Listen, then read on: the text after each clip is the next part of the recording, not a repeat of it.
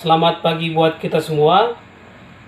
Pertama-tama, marilah kita mengucapkan puji dan syukur kehadirat Tuhan Yang Maha Esa atas kasih karunia-Nya yang telah memberikan kita kesehatan dan keselamatan.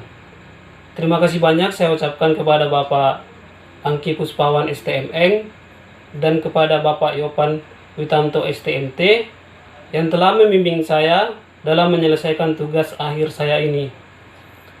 Dan juga saya ucapkan terima kasih kepada Bapak Ahmad Paujan Suryono STMT dan juga kepada Bapak Henry Panhoten STMT yang telah memberikan waktu dan kesempatan dalam seminar hasil saya ini. Adapun topik yang saya ambil yaitu analisis pengaruh variasi debit air dan ketinggian posisi pengisi ijuk terhadap efektivitas cooling tower. Analisis pengaruh variasi debit air dan ketinggian posisi pengisi ijuk terhadap efektivitas cooling tower. Penelitian terdahulu, penelitian Susanto Johannes, penelitian Lintang, penelitian Hidayat, dan penelitian Danar Dwi Prasetya. Latar belakang. Cooling tower banyak digunakan di industri untuk sistem pendinginan air. Contohnya di pembangkit listrik tenaga uap.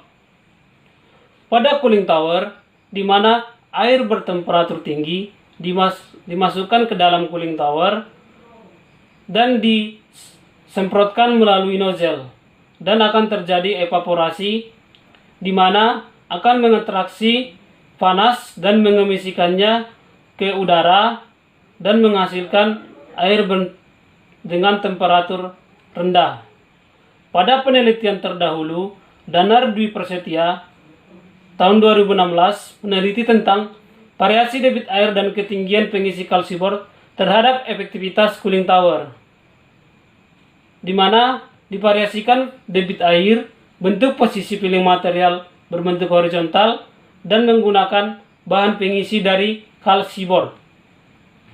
Pada penelitian cooling tower konvensional ini akan divariasikan debit air yang masuk ke dalam cooling tower dan dimodifikasi dengan menggunakan bahan pengisi ijuk yang ramah lingkungan dan mudah dapatkan. Ijuk juga berfungsi sebagai penyerap panas dan bisa sebagai penyaring air yang baik. Di mana bentuk posisi piling material berbentuk miring atau posisi sudut atau juga berbentuk zigzag. Kenapa dipilih zigzag atau miring? Karena akan menahan laju jatuh air lebih lama karena air akan turun perlahan-lahan dan berkumpul pada satu titik sebelum jatuh ke bak penampungan. Lamanya air yang tertahan pada piling material akan mempengaruhi laju penguapan air dan akan menghasilkan pembuangan panas ke udara lebih optimal. Pada cooling tower ini menggunakan satu exhaust fan yang dipasang di atas cooling tower. Rumusan masalah. Yang pertama, bagaimana pengaruh variasi debit air pada cooling tower terhadap efektivitas cooling tower. Yang kedua, bagaimana pengaruh posisi ketinggian pengisi uji cooling tower terhadap efektivitas cooling tower. Tujuan dari penelitian ini, yang pertama, untuk mengetahui variasi debit air terhadap efektivitas yang terjadi pada cooling tower. Yang kedua, untuk mengetahui pengaruh posisi ketinggian pengisi ijuk terhadap efektivitas dari cooling tower. Manfaat penelitian. Yang pertama, mengetahui efektivitas cooling tower dengan adanya variasi debit air.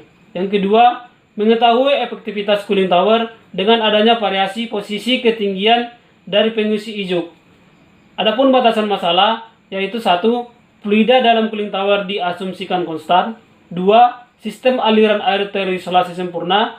3. Tekanan aliran fluida diasumsikan konstan. 4. Variasi debit air yaitu 6, 12, dan 18 liter per menit.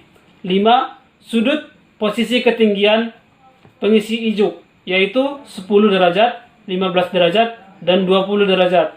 Filling material berbentuk zigzag dan hanya menggunakan satu kipas yang dipasang di atas cooling tower.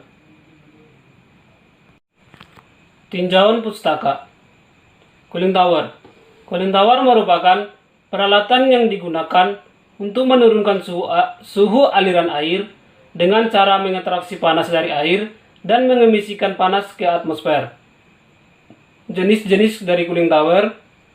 Yang pertama, natural draft cooling tower. Yang kedua, mechanical draft cooling tower. Jenis-jenis aliran angin mekanik. Yang pertama, aliran angin dorong atau force draft, dan kedua, aliran tarik atau induced draft.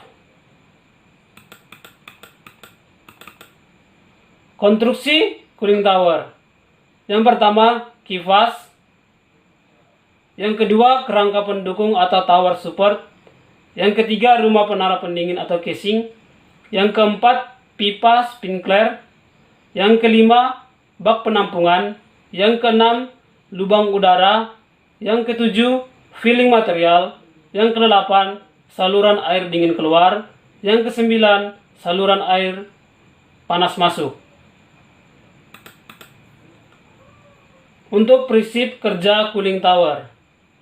Air panas masuk ke dalam cooling tower dan dispray ke bawah menuju filling material, di mana fungsi dari filling material ini untuk menahan laju air sementara supaya tidak langsung jatuh ke bak penampungan.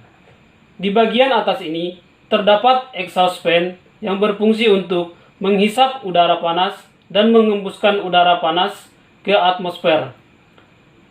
3. Udara dari samping melalui sirip-sirip akibat hisapan kipas atau fan akan mengalir ke atas sehingga mendinginkan air. Dan terakhir, air dingin akan berkumpul di bak penampungan. Parameter menentukan kinerja cooling tower. Yang pertama, range. Yang kedua, approach. Yang ketiga, efektivitas. Yang keempat, kapasitas pendinginan. Yang kelima, kapasitas pendinginan spesifik. Yang keenam, debit air spesifik. Yang ketujuh, laju aliran massa udara. Kedelapan, perbandingan L per G cooling range. Yang ke-9, kehilangan air akibat evaporation loss. Yang ke-10, kehilangan air akibat drip loss. Yang ke-11, kehilangan air akibat blowdown. Dan yang terakhir, makeup water cooling tower. Bab 3, metode penelitian. Yang pertama, diagram alir. Adapun diagram alir pada penelitian ini yaitu mulai studi literatur, penentuan topik, persiapan alat dan bahan, perancangan cooling tower, uji fungsional cooling tower, pengujian dan pengambilan data efektivitas cooling tower, data input, data output, pembahasan, kesimpulan, selesai. Alat dan bahan.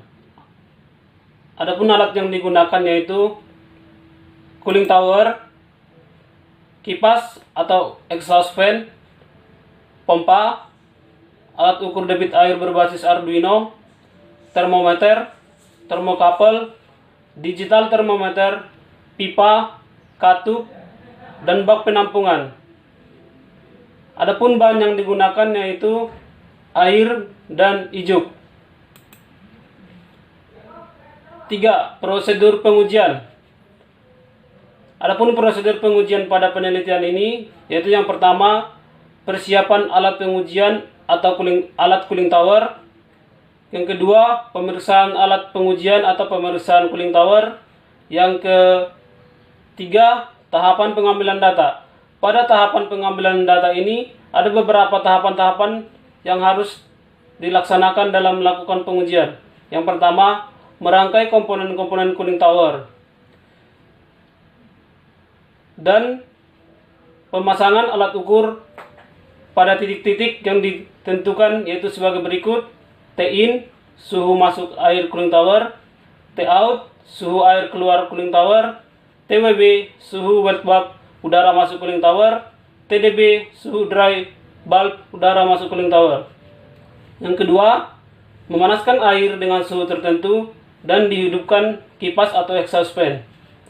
Yang ketiga, hubungkan motor penggerak atau pompa dan atur debit air pada alat ukur debit air berbasis Arduino. Yang keempat, mengatur posisi ketinggian bahan pengisi ijuk. Yang kelima, mencatat suhu yang ditunjukkan oleh termometer digital di titik-titik yang telah ditentukan. Yang keenam, pengumpulan data. Yang ketujuh, perhitungan data. Skema alat cooling tower dapat dilihat pada gambar ini. Ini merupakan skema alat dari cooling tower. Ini merupakan bak penampung. Ini pipa yang digunakan dan pompa yang digunakan, dan ada alat ukur debit air berbasis Arduino. Air dialirkan dari bak penampung oleh pompa yang sebelumnya telah diatur debit yang masuk ke cooling tower. Air yang masuk ke cooling tower akan mengalami evaporasi di dalam cooling tower dan panas ditarik oleh exhaust fan dan menghasilkan air bertemperatur rendah atau dingin. Nah, untuk skema pengukurannya dapat dilihat sebagai berikut. Air yang masuk, air panas yang masuk ke cooling tower di dalam cooling tower disemprotkan melalui pipa yang telah dikasih lubang kecil, disemprotkan dan jatuh ke filling material ijuk, ditahan di sini dan jatuh ke bak penampungan yang ada di bawah. Nah, untuk sensor-sensornya dapat dilihat sebagai berikut, yaitu ini T inlet atau suhu masuk atau air masuk. Ini diletakkan pada lubang di atas sebelum air jatuh dari lubang pipa tadi. Dan T outlet atau air keluar ini diletakkan di antara bak penampung dengan filling material. Dan yang ini TWB dan TDB diletakkan di luar atau sisi-sisi sayap dari cooling tower. Bab 4, hasil dan pembahasan. Data hasil perhitungan cooling tower dapat kita lihat pada tabel berikut. Pembahasan grafik performa pada cooling tower.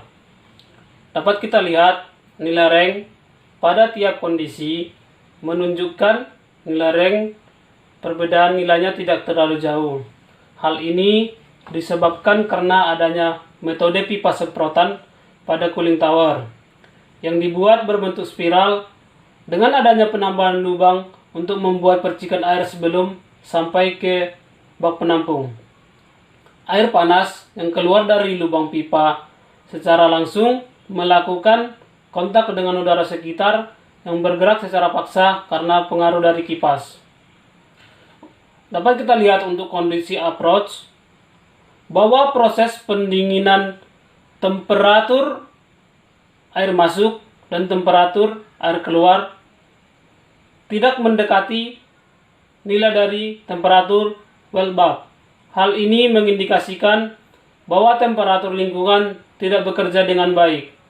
Sedangkan temperatur dry bulb atau bola kering menunjukkan nilai yang tidak terlalu jauh. Ini mengindikasikan bahwa kelembapan udara yang terjadi tinggi. Yang kedua, grafik kehilangan air di cooling tower.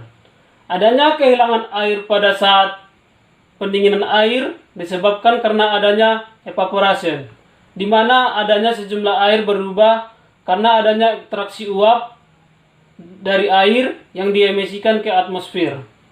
Air yang hilang akibat tetesan atau drip loss, di mana air meninggalkan cooling tower sebagai droplets of water atau droplet air seperti titik hujan.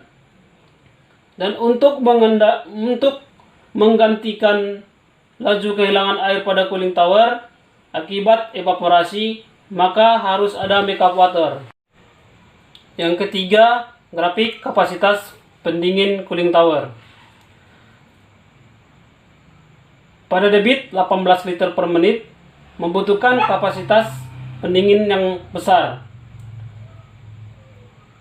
Karena laju penguapan pada debit 18 liter per menit kurang optimal, hal ini disebabkan karena kecepatan aliran air yang cepat dan tidak diimbangi oleh kecepatan udara, dan pembuangan panas kurang optimal, sehingga dibutuhkan kapasitas pendingin yang besar supaya kinerjanya semakin baik.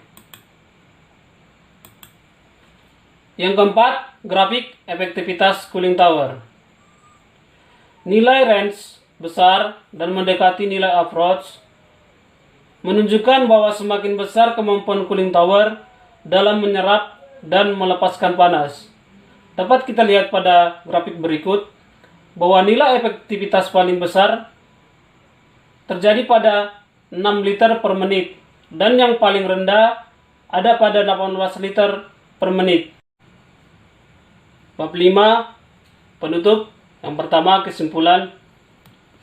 Untuk debit 6 liter per menit menunjukkan efektivitas cooling tower yang maksimal. Nilai efektivitas pada 6 liter per menit yaitu 51,86%, 49,56%, dan 43,31%.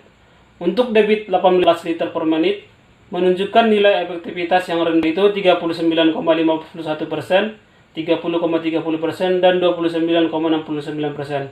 Hal ini disebabkan karena kecepatan aliran air yang cepat dan tidak diimbangi oleh kecepatan udara, sehingga pembuangan panas kurang optimal. Kedua, nilai range pada sudut 20 derajat dan debit air 6 liter per menit menunjukkan nilai paling besar. Ini menunjukkan bahwa pada sudut 20 derajat merupakan posisi terbaik karena kecepatan udara dari bawah ke atas bertambah banyak dan semakin banyak juga.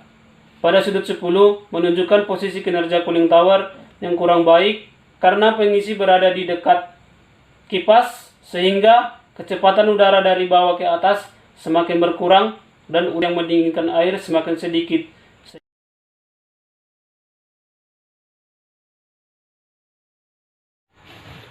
Demikianlah hasil presentasi saya. Atas perhatian yang diberikan, saya ucapkan terima kasih banyak.